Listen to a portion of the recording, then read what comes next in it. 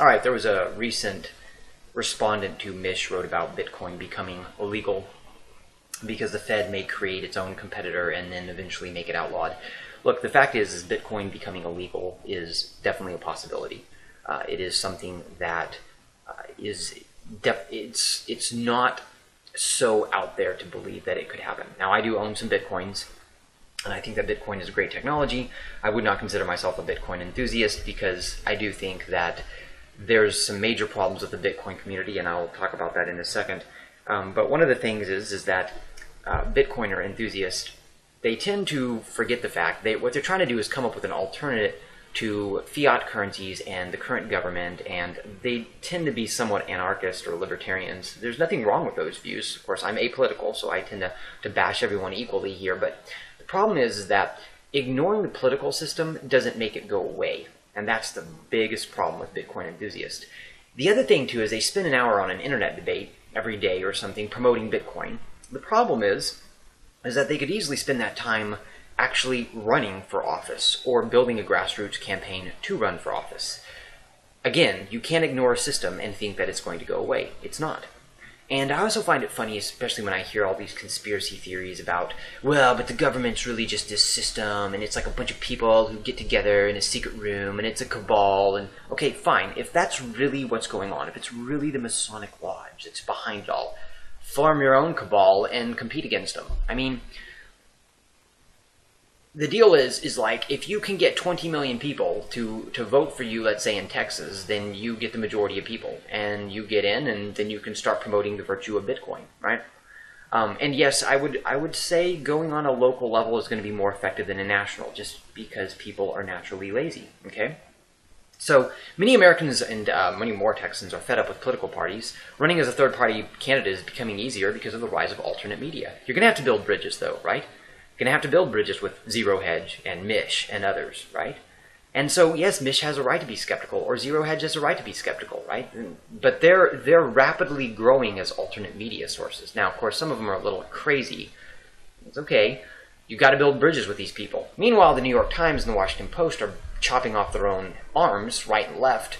They just love doing it because they do hate you and they do ignore you, and they're not the places that you would ever want to go for any type of investment advice. By the way, I go to one blog on a regular basis. That's an economic and finance blog, and he links to other blogs.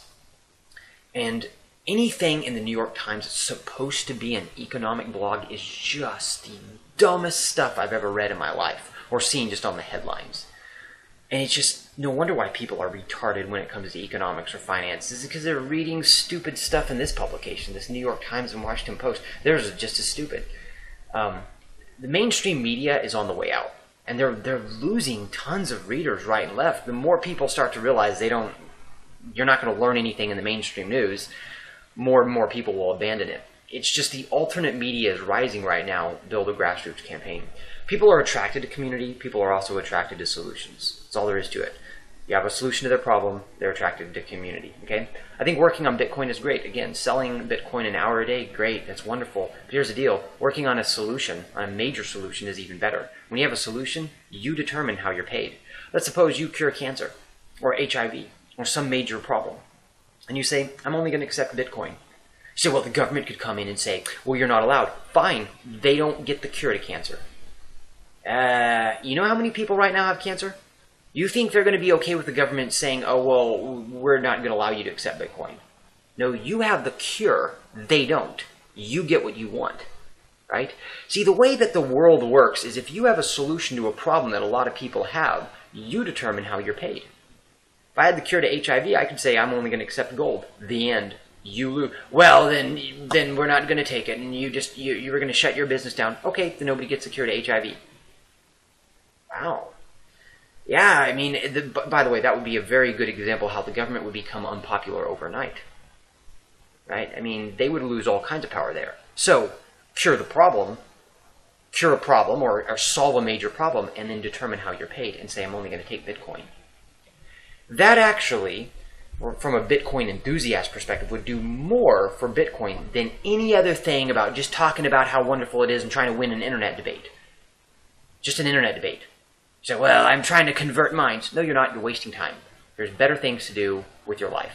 I'm working on a medical solution right now, and one of the things that I've thought in the back of my mind is when I release it, should save people about $700 a year if it works out. That's what the goal is. Over the lifetime, people would save $700 a year. So think about that. If somebody lived to 60, that's a lot of money they would save.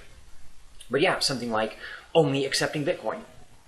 And if people are like, well, then we're not going to allow your product in the market.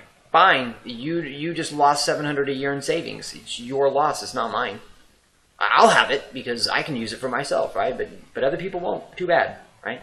So that's the deal. It's like if you solve a major problem and you say, I'm only going to accept Bitcoin, man, people will get angry, especially if there's something like cancer. People will get very angry if the government then comes in and tries to shut you down. Okay? And then finally, look, here's the deal. I'm going to say it again. I've said it before. Ignoring the system and hoping you win doesn't work. It doesn't work, right? It will never work.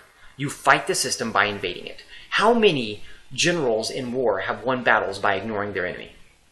None, right? Is that what Grant did in the Civil War? Instead of splitting the West, I'm just going to ignore the West, and the Confederacy will just die. No, he didn't do that. Normandy Beach wasn't, hey, let's just ignore the Nazis and they'll eventually go away. Nope, we didn't do that either. We attacked them, right? So did the Russians. You can't ignore a problem and it just go away. That's not what happens. You have to stand and fight the system, okay? So if you're a Bitcoin enthusiast, if you really want to make an impact on Bitcoin and spread it across the market, first of all, solving a real problem and only accepting Bitcoin is going to get you very far. Two, actually start running for office. Build a grassroots campaign and start running for office. There's no reason why you shouldn't. And then make sure in every major city there are Bitcoin meetups. People are connecting to the community. Remember, people are attracted to community, and people are also attracted to solutions. I think Bitcoin is a great technology, but I do think that some of the enthusiasts, I'm talking about the people who sell it like it's the greatest thing ever. It's like, you can't sell just that. Right? You've got to have something else. And a lot of people are looking at that like, well, that's not really a solution to a problem. You solve some other problem and only accept Bitcoin, suddenly it's going to really start having credibility attached to its name.